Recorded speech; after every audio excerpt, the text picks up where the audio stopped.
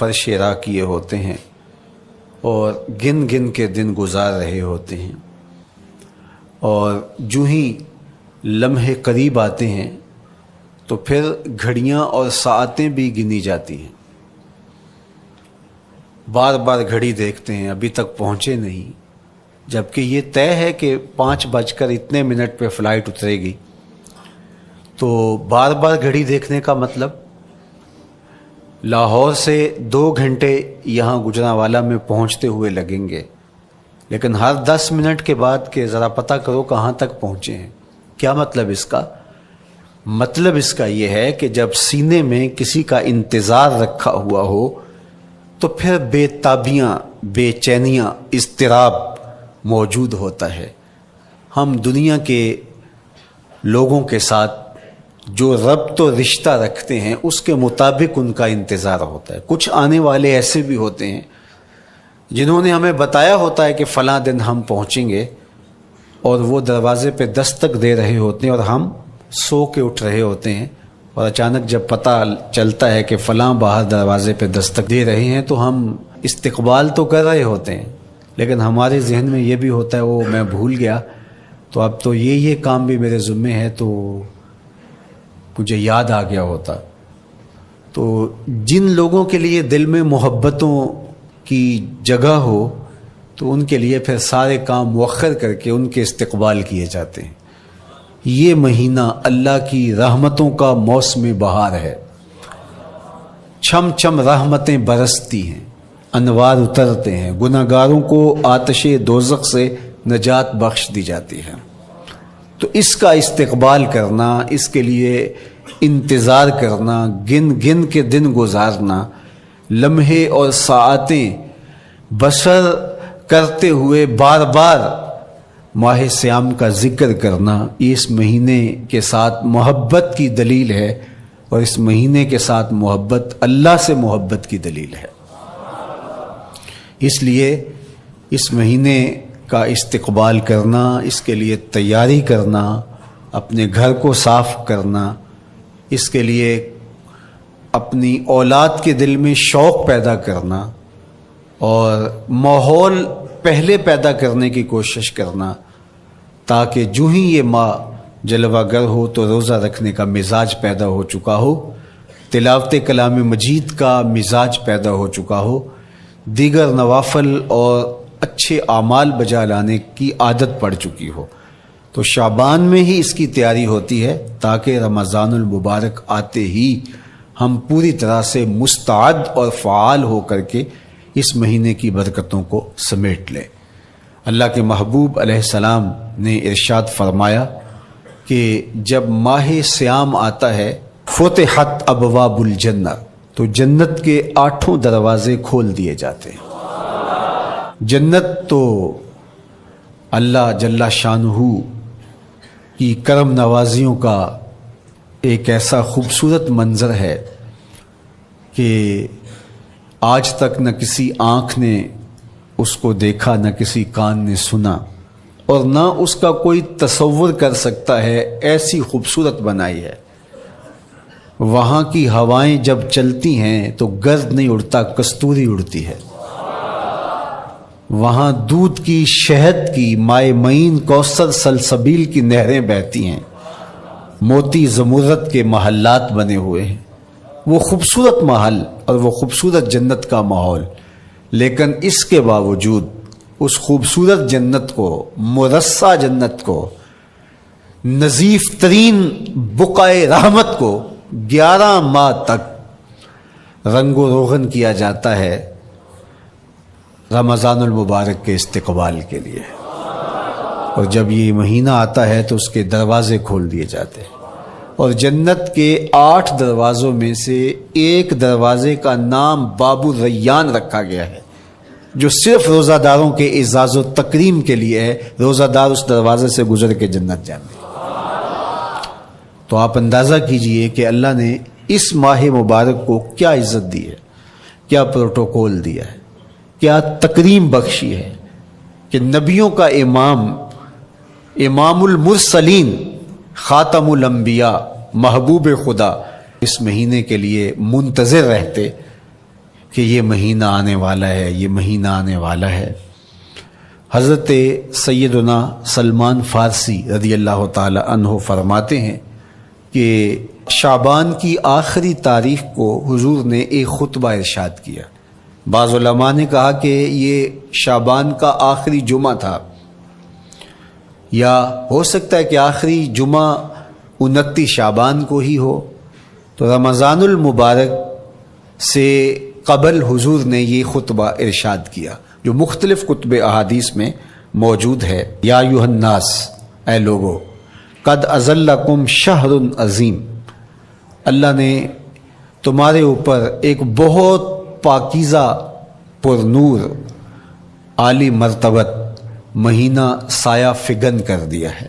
شہر فیہ لیلۃ خیر من الف شہر، اس مہینے میں ایک ایسی رات ہے جو 1000 مہینے سے بہتر ہے۔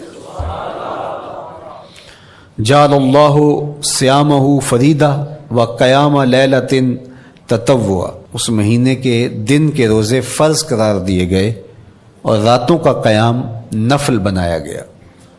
تراویح کی صورت کے اندر راتوں کے قیام کا ماحول پیدا ہوتا ہے، صلاۃ اللیل پڑھی جاتی ہے، نوافل پڑھے جاتے ہیں کثرت کے ساتھ۔ یہ اس مہینے کی شانیں ہیں، یہ اس مہینے کی رونقیں ہیں۔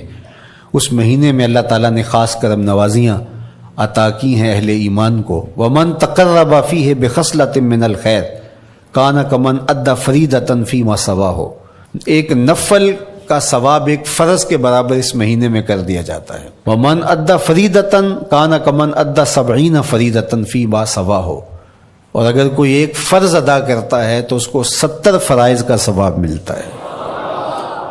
اس قدر نیکیوں کا اجر بڑھا دیا جاتا ہے، ان کی قیمت بڑھا دی جاتی ہے اس مہینے میں۔ اور پھر ارشاد فرمایا وَهُوَ شَهْرُ الصَّبْرِ، یہ صبر کا مہینہ ہے۔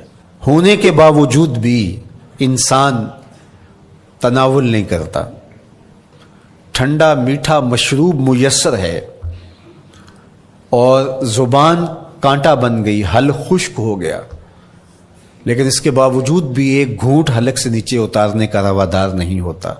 وضو کرتے بھی احتیاط کرتا ہے کوئی قطرہ آب حلق سے نیچے نہ ٹپک جائے۔ تو یہ صبر سے کھاتا ہے، جب ہو بھی تو انسان اس سے گریز کرے، تو جب ہوگا نہیں تو پھر انسان صبر کا عادی بن جاتا ہے، تو یہ صبر کی عادت ڈالتا ہے۔ یہ شہر الصبر ہے۔ پھر فرمایا والصبر ثوابہ الجنہ، اور سنو صبر کا ثواب جنت ہے۔ جو شخص صابر ہوتا ہے اس کا صلہ جنت کی صورت میں عطا کیا جائے گا۔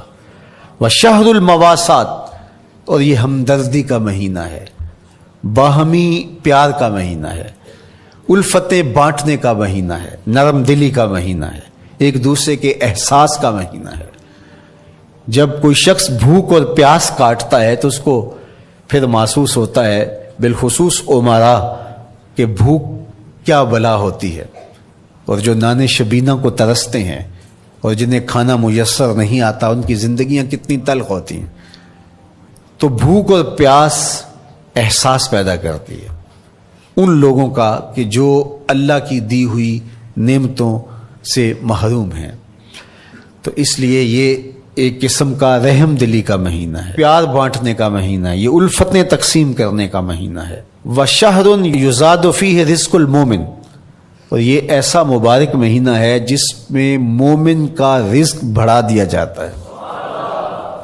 روزہ کھانا بچانے کے لیے، یہ اخراجات کم کرنے کے لیے نہیں ہے، بلکہ اس میں آپ کا رزق اور بڑھ جاتا ہے۔ ایسی ایسی نعمتیں کھانے کو ان لوگوں کو بھی نصیب ہو جاتی ہیں عام دنوں میں جو ان کا مقسوم نہیں ہوتی۔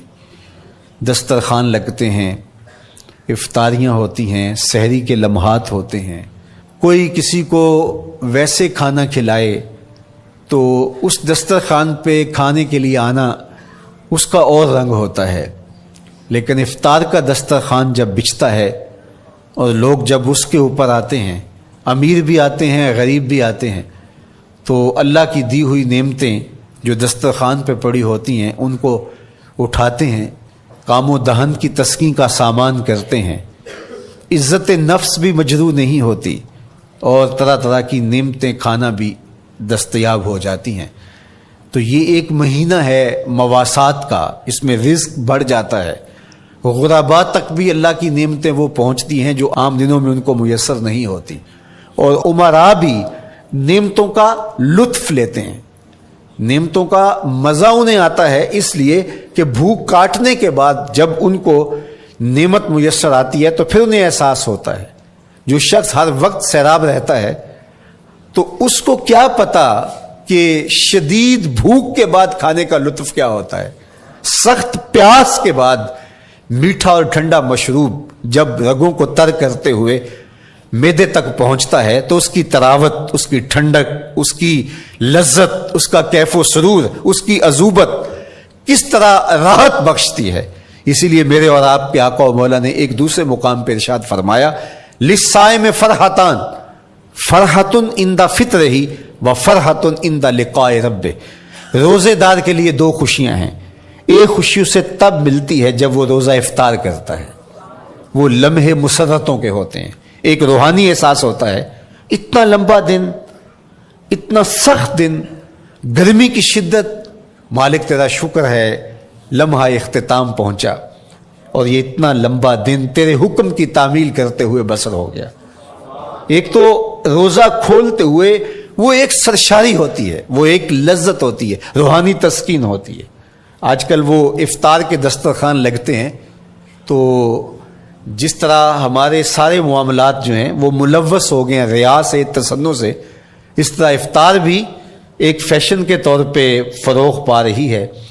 تو اس میں امراء کو اور شخصیات کو بلایا جاتا ہے، اور ایسے لوگ کثرت کے ساتھ ہوتے ہیں جن کا روزہ بھی نہیں ہوتا، تو پھر ظاہر ہے رسماً تو اتنی دیر تک وہ کچھ نہیں اٹھا سکتے جب تک اذان کی آواز نہیں آتی، افطار کے لمحے نہیں آتے۔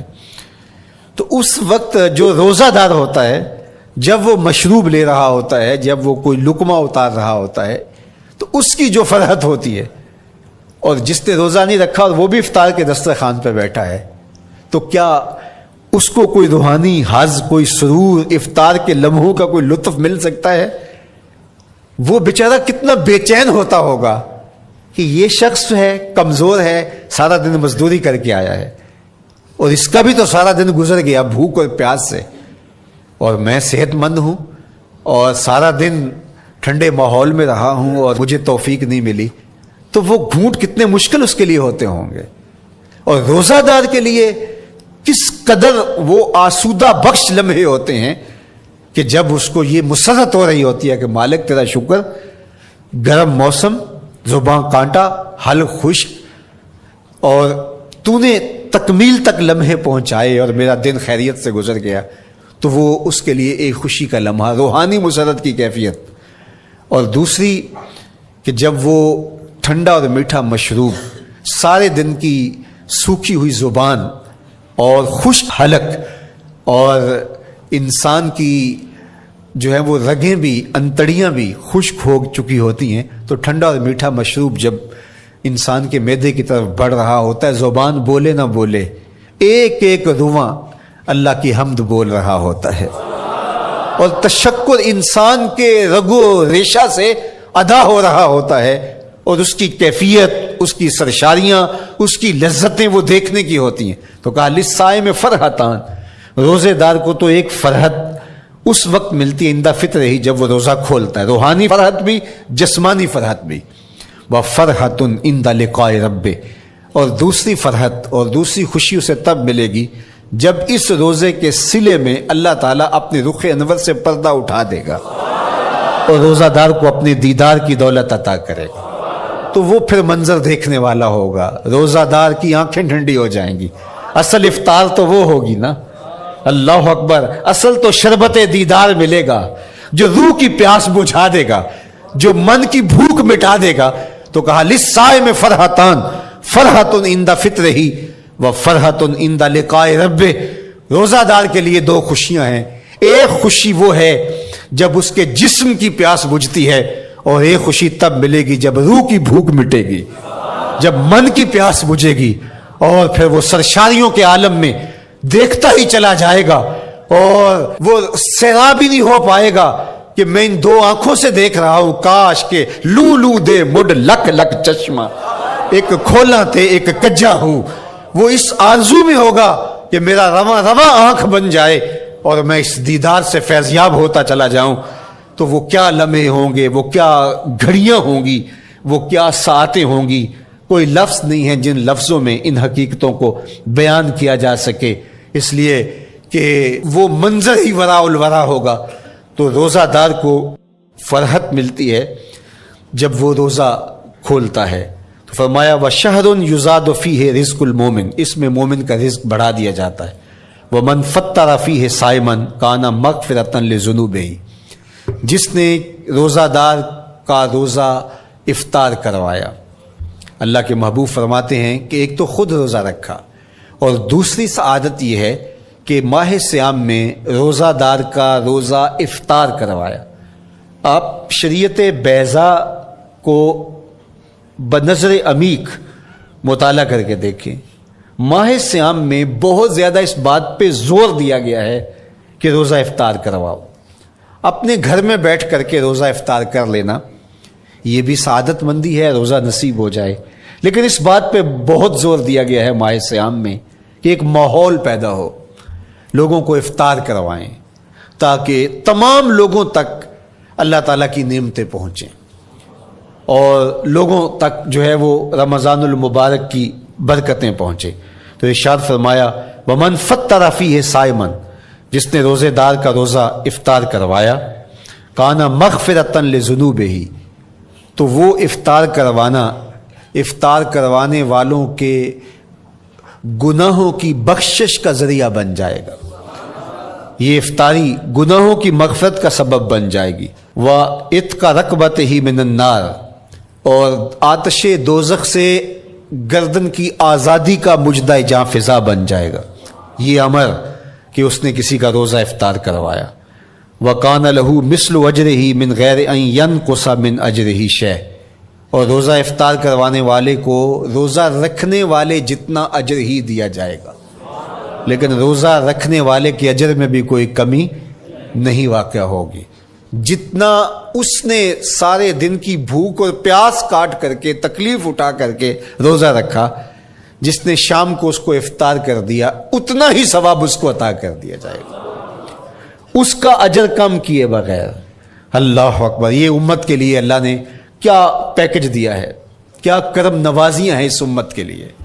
آقا کریم نے ارشاد فرمایا ایک شخص صبح سے لے کے ظہر تک مزدوری کرتا ہے، اس کو ایک قیراط دیا جاتا ہے، اور ایک شخص ظہر سے لے کر عصر تک مزدوری کرتا ہے، اس کو بھی ایک قیراط دیا جاتا ہے، اور ایک عصر سے لے کر مغرب تک مزدوری کرتا ہے، اس کو 2 قیراط دیے جاتے ہیں.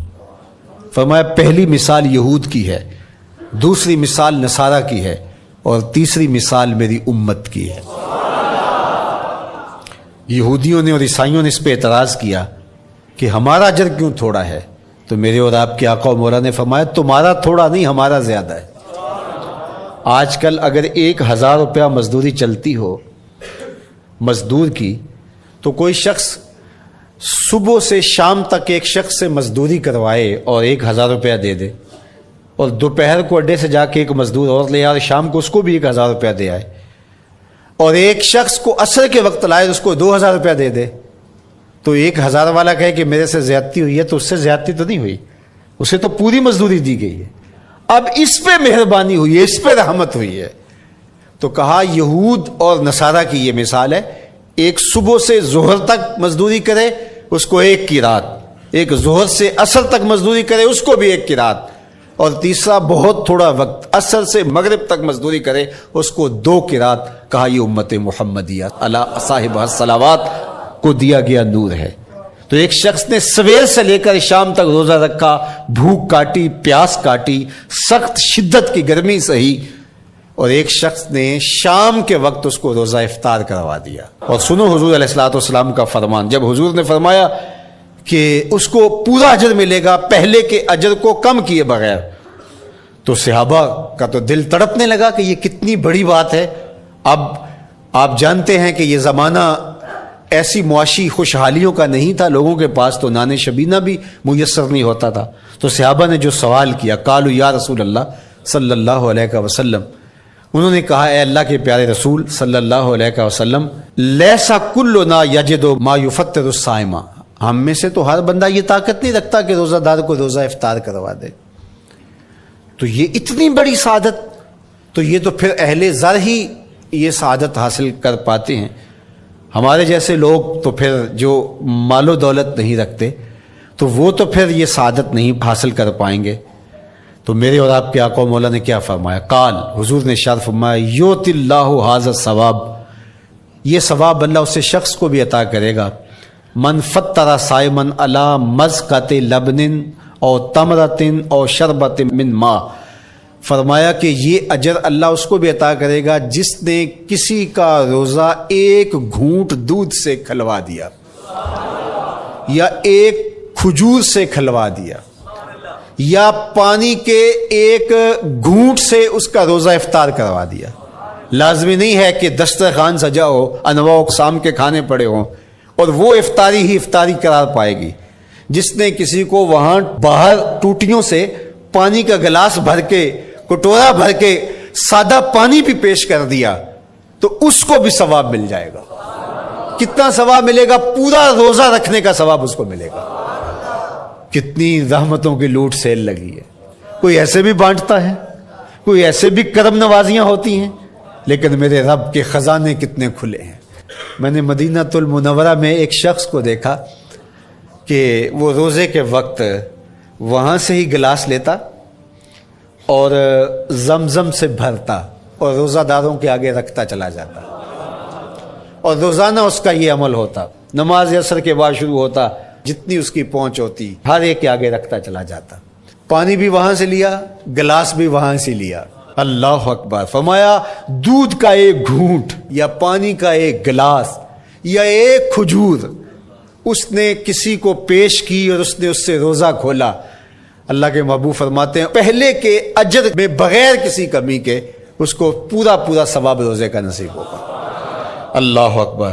اب سنو، پھر حضور نے ارشاد فرمایا ومن اشبع صائما، اور جس نے صحیح اہتمام کے ساتھ روزے دار کو اچھا کھانا کھلایا، اچھی پرتکلف افطاری دی، سقاہ اللہ من الحوض شربۃ، کمایا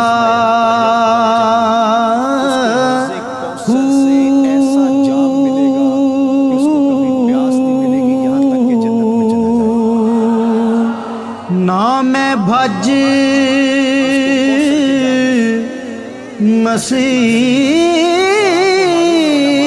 مسیتی وڑیا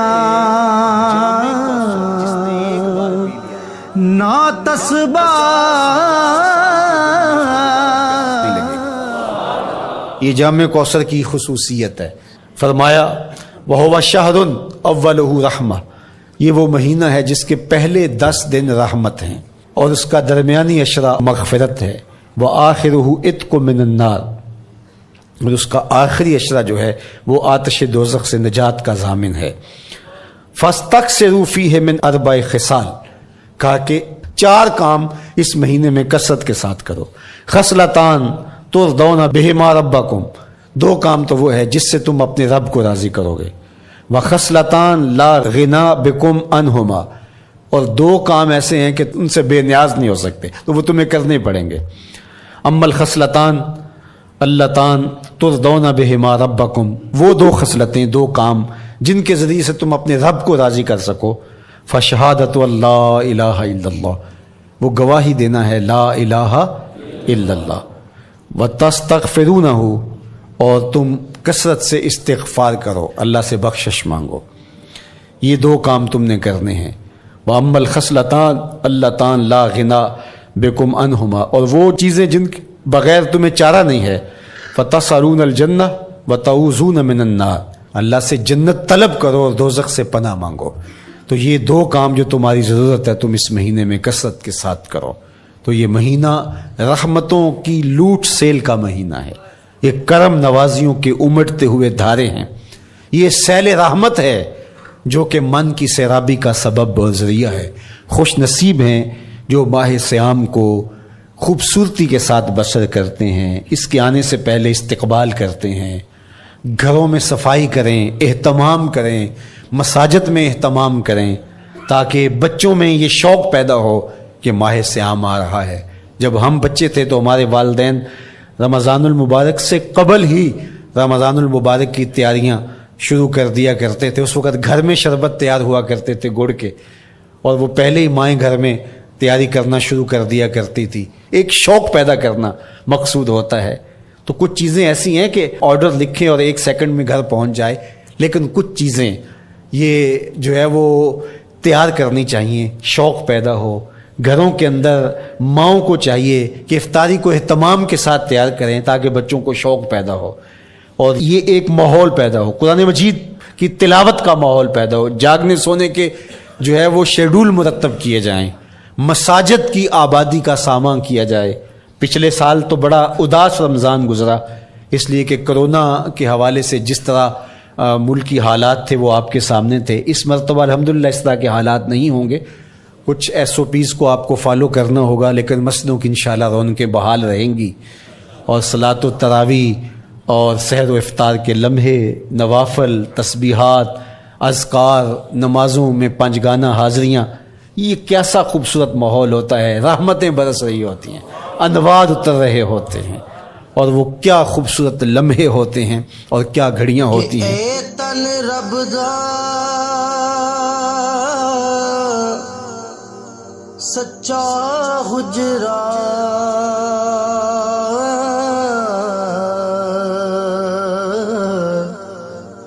تے کھڑیا با